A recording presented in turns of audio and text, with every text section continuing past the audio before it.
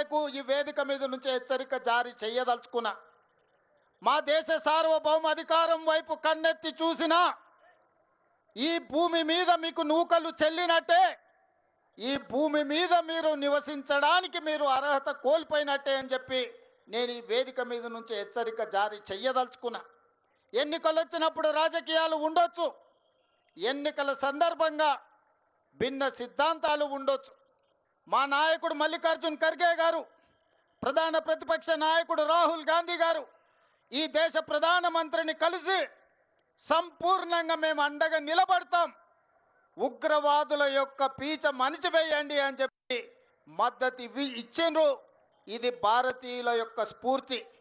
ఆనాడు బ్రిటిష్ వాళ్ళ నుంచి శాంతి ద్వారానే యుద్ధం గెలిచి ఈ దేశానికే కాదు పాకిస్తాన్కి కూడా ఈరోజు స్వతంత్రం వచ్చిందంటే, స్వేచ్ఛ వాయువులు పీల్చుకుంటున్నారంటే అమరుడైన మహాత్మా గాంధీ శాంతియుత పోరాటం వల్లనే భారతదేశానికే కాదు ఈరోజు స్వేచ్ఛను అనుభవిస్తున్న పాకిస్తాన్ కూడా స్వతంత్రం ఇప్పించింది అమరుడైన మహాత్మా గాంధీ.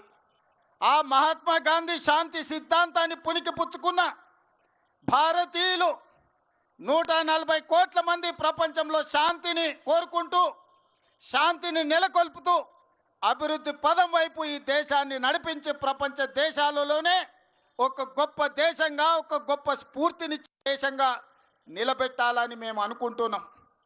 కానీ మా శాంతి స్వరూపాన్ని, మా శాంతి యొక్క ఆకాంక్షను మా చేతగాని తనంగా ఎవరైనా భావించి మా భూభాగంలో కాలు మోపి మా ఆడబిడ్డల నుదుటి సింధూరాన్ని తుడిచివేయాలనుకుంటే ఆపరేషన్ సింధూరే మీకు సమాధానం.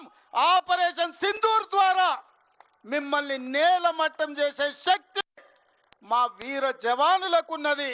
ఆ వీర జవానులకు 140 కోట్ల భారతీయులు అండదండగా నిలబడతారని ఈ సమావేశం ద్వారా మేము సందేశాన్ని పంపించదలుచుకున్నాం. भाई बहनों, इस देश के 140 करोड़ जनता ने शांति रक्षा करने के लिए कभी कभी हमारा शक्ति प्रदर्शन भी करेगा.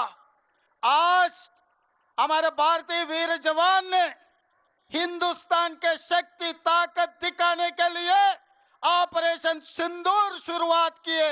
ऑपरेशन सिंदूर में जो हमारे वीर जवान ताकत दिखा रहा है, उन लोगों के लिए मदद करने के लिए हम लोग सब इकट्ठा होकर 4 करोड़ तेलंगाना के जनता हमारे भारत